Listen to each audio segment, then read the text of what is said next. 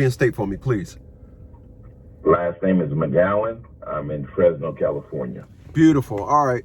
And it is the 16th. It is 4:15 p.m. Eastern Standard Time. And how'd you hear about us? Instagram. Okay. I was following you on Instagram, and I just ran across some of your content, and it made a lot of sense because I'm dealing with a situation with a disgruntled ex, and our specialty. Yeah. Tell me about it. Okay. And I'm gonna just tell you this. Give me the long version of what's going on. Don't worry about time. I just had to do that little thing right there to log the call. Give me the long version of what's going on. Don't worry about time. Go. The long version, please. So the long version, we got into an altercation. I think it was September the 27th of 2025. It wasn't even an altercation. It was just an argument. Right. And she got mad, and because I've been researching, I've been pretty much going down the rabbit hole once I found out a lot of information and the way that we've been duped into the system.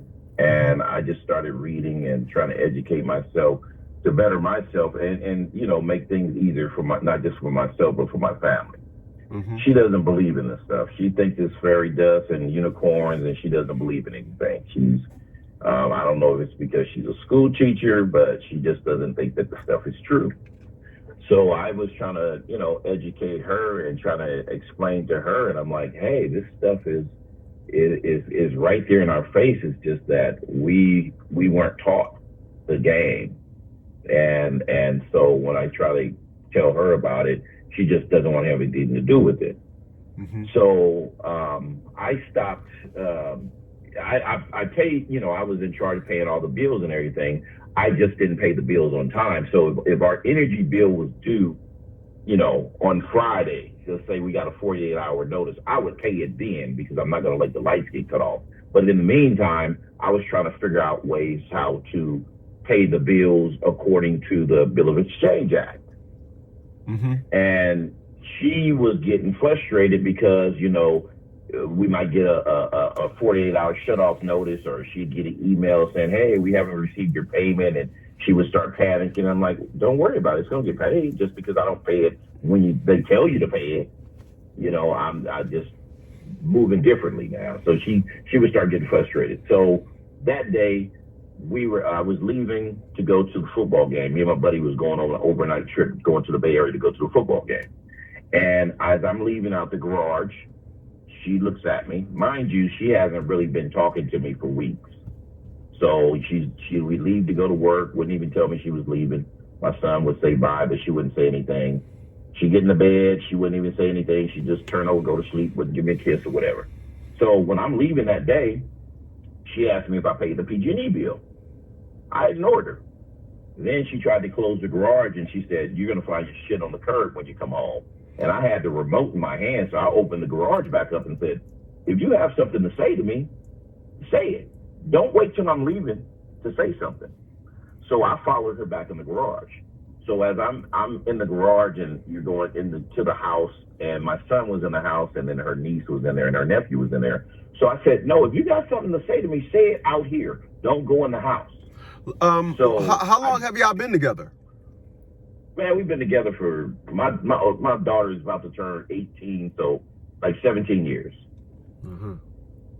So I grabbed her hand, and she jerked her hand away from me, and she went in the house. So I followed her in her house, and I was up in her face, and I'm nose to nose with her. I said, if you have something to say to me, say it fucking now.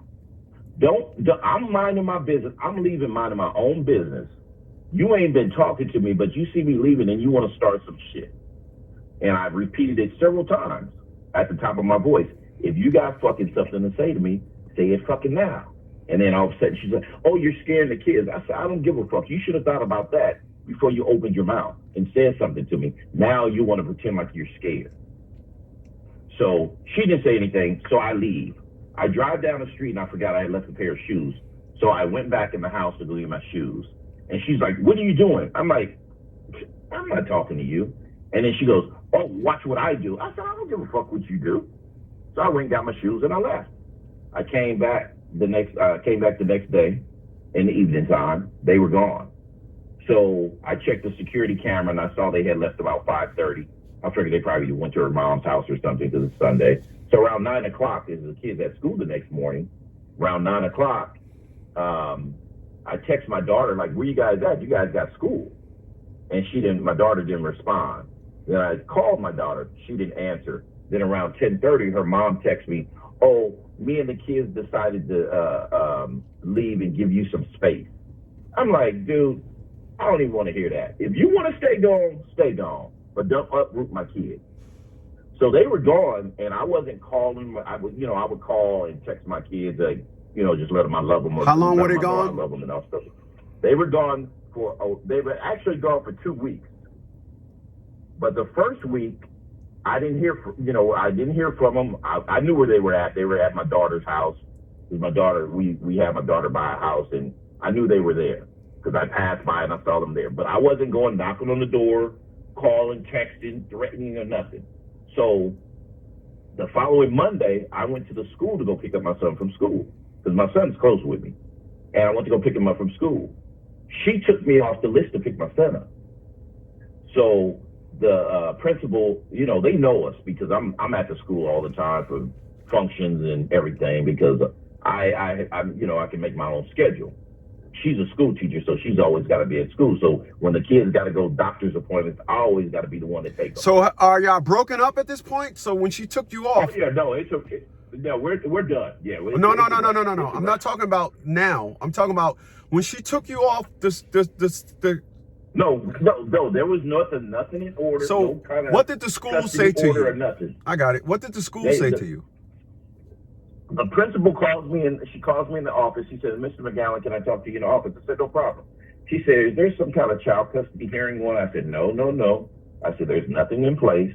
I said, me and mom got into it last week and she's trying to brainwash the kids. I said, I know my rights as a father. Go get my son. Because at the time, my son was 11 years old. He's 12 now, but he was 11 years old. And then she said, well, we have to protect him. We have to protect him. I said, protect him from what? It'd be a different story if I'm beating my child or something like that. I understand you got to protect him from what? Me and his mom get into an argument, but you don't even know. But what she did, she abused her power. I filed a complaint against her with the school district because she abused her power. We would have filed a lawsuit. We'd have filed a lawsuit. I just was as I'm doing this consultation, I'm sitting in my electric car. I had to actually go to I rotate my cars throughout the storage, but I want to switch the storage unit, so I had to take a Lyft ride today. And I was telling a Lyft guy when that was riding me today, I said, lawsuits is the way you talk. I said I will never, as a black man, go anywhere and get outraged and lose myself. That's what they want. Yeah. And so I'm listening to you, and you didn't notice, but I'm telling people, lawsuit. Don't. If there was no custody, if she said, is there some type of custody? What she was trying to ask is there a custody thing? Because that's the normal thing that's in play. You stated there wasn't no custody, so go get my child. She don't have to. When you say she opens up her power, et cetera, the fact is that the mother did something. The mother did not have custody of the children to do that, and she allowed the mother to do it. So that's what it gets down to. It gets down to you saying, hey, look, this is what you did. I'll see you in court.